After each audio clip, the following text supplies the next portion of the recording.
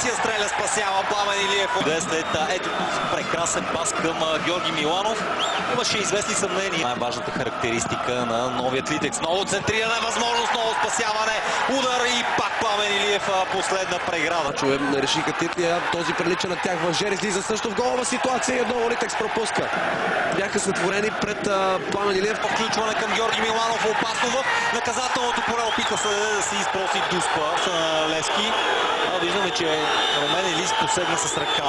Посегна определено с ръка, но малко лековато падна. Което бе пуснато като авантаж от рефера. Той получи картон. Сега Рамос получава топката в наказателното поле. Това може да бъде много опасно. Гари Родригес може да стреля удар и това е 0-1. Левски повежда 29-та да направи. Шансът, който се отвори и така повежда в резултата.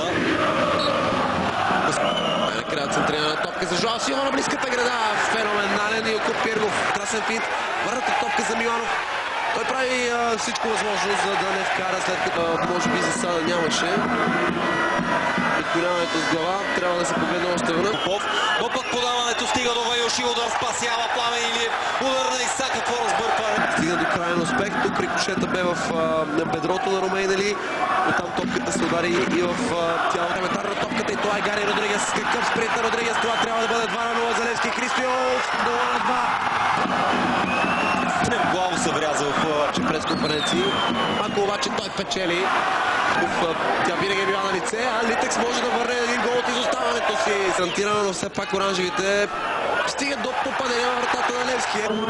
И трябва да кажем заслужено, оранжевите стигат до попадение. Въпросът е как ще се засилва удар на Вайоши. Спасяване поредно на Пламен Илиев. За този гол аванс Гари Родригес пак, макар и единствен, внася смути. Това трябва да е Дуспа за Левски. Ето чудесна възможност. Жоал Силва, спасяване на Пиргов.